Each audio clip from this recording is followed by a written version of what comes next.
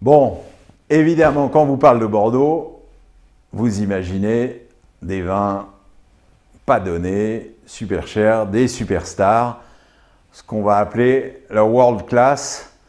Mais la world class, des champions du monde qui nous ont vraiment séduits cette année. Alors, il y en a beaucoup, on ne va pas tous les citer, mais ceux-là, c'est nos coups de cœur dans cette catégorie un peu hors norme. Mais voilà, on a le droit de temps en temps de se faire un grand plaisir et puis aussi de faire un investissement parce qu'on est à peu près sûr que 20 ans plus tard, ces vins, ils vaudront beaucoup plus cher que le prix que vous les avez achetés aujourd'hui.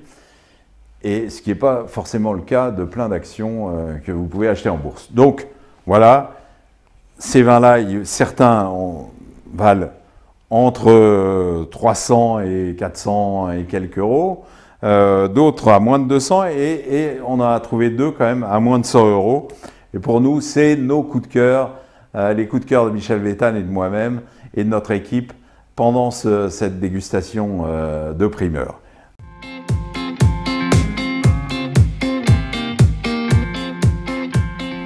Alors, on va commencer par les plus glorieux. Deux premiers crus classés. Évidemment, tous les crus classés sont haut niveau, tous les premiers sont haut niveau, mais ces deux-là nous ont vraiment plus que séduits. C'est Château Mouton Rothschild à 332 euros, je reviendrai sur le prix, et Château Haut-Brion à 330 euros. Vous avez déjà vu Michel Vétane en revenir tout énamouré il y a quelques jours, mais c'est vrai que c'est deux vins formidables. Ce qui est formidable, c'est que c'est des archétypes de ce qu'ils sont.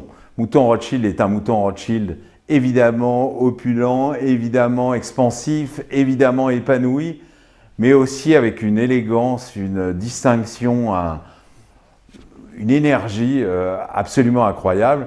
Quant à Haut-Brion, c'est à coup sûr, bon, vous savez que les années en neuf à Haut-Brion, on se souvient encore de 89, celui-là va sûrement rejoindre la légende du cru, tant il est brillant, complet, racé, plein. Voilà, c'est un vin inoubliable. Alors évidemment, ils sont à 330 euros, mais le 2018 de ces vins-là était à 480 l'année dernière. Ça fait quand même une sacrée baisse. Et encore une fois, c'est du plaisir, c'est aussi de l'investissement. Donc ne l'oubliez pas. Et puis un troisième dans cette planète des très chers, c'est Château Cheval Blanc. Château Cheval Blanc, là aussi, c'est comme quand on dit, voilà, je vais dire à ma femme, bah, j'en ai acheté, j'ai fait une affaire parce que c'était 616 euros en 2018, c'est 420 euros cette année. Ça reste 420 euros.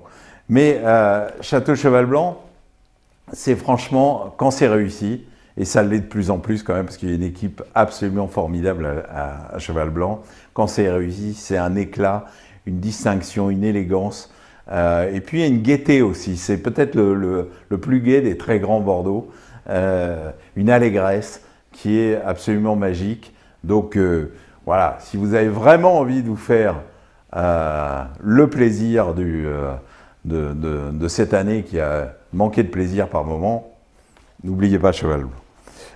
Maintenant, deux magnifiques réussites à moins de 200 euros. Saint-Julien, on avait parlé il y a quelques jours de ses seconds vins et de son Clos du Marquis. Évidemment, l'Ascaz est au niveau. Alors, vous me direz, chaque année il est au niveau. Oui, c'est vrai. C'est peut-être le cru le plus régulier de Bordeaux depuis plus de 30 ans maintenant. Mais son 2019 est absolument formidable. Il vaut 161 euros. Franchement, c'est un très grand vin et c'est l'archétype du pilier de la cave. On peut construire une cave autour parce que dans 50 ans, il sera toujours là et il racontera toujours le génie de l'Ascaz, c'est-à-dire cet équilibre impérieux, cette plénitude.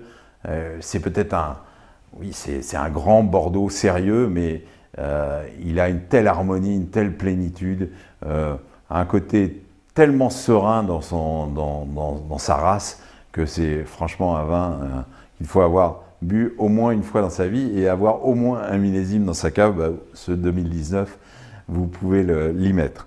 Et puis là, un cru dont on a déjà parlé, mais c'est un magnifique retour au plus haut niveau. C'est Château Figeac à 140 € contre 203 € le millésime 2018.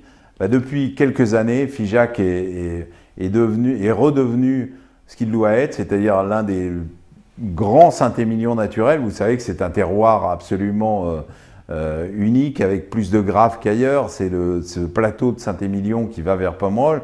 Mais là, il y a vraiment une zone de graves très importante qui lui permet d'avoir des Cabernet Sauvignon fantastiques. Et c'est les plus beaux Cabernet Sauvignon de la rive droite, mais il y a aussi des Cabernet Francs et du Merlot qui est formidable. Écoutez, en 2019, comme en 2018, mais en 2019 peut-être avec un cran supérieur, c'est un vin vraiment formidable. Et puis je terminerai quand même sur des vins absolument éblouissants et qui coûtent cher, mais pas si cher par rapport à leur superbe qualité et par rapport à très certainement la cote qu'ils ne vont pas tarder à avoir dans les années qui viennent. C'est un Saint-Estèphe, Château Calon-Ségur. Vous savez que c'était le prince des vignes, le prince de Ségur qui possédait quasiment tout Bordeaux. Enfin, il possédait Aubryon et la Tour, mais son cœur était à Calon. C'est pour ça que l'étiquette représente un cœur.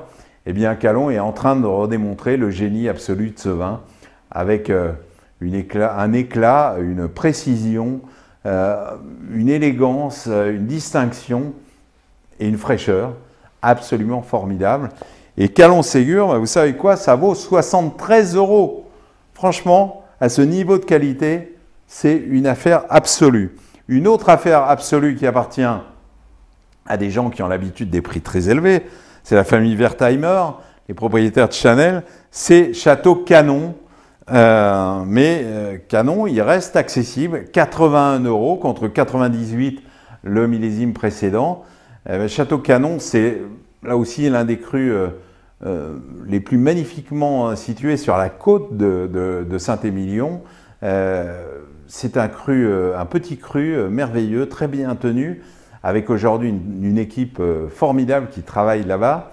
Ça a donné, alors on le pressentait déjà en 2018, c'était déjà formidable, mais là, le 2019, il est d'une distinction, d'une élégance. Alors, c'est des mots que je répète peut-être, on répète toujours ça sur les Bordeaux, mais franchement, à ce niveau d'élégance et à ce niveau de plénitude, ce qui est bien avec Canon, par rapport à ceux que j'ai cités précédemment, c'est que ça reste un vin de terroir. Ça a beau être fait par les propriétaires de Chanel, ça a beau être fait avec un luxe extraordinaire, on sent vraiment ce terroir de Saint-Émilion.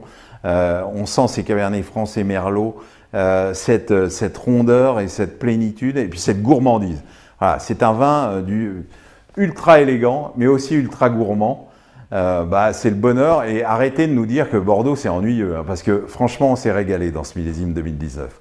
À bientôt, au revoir.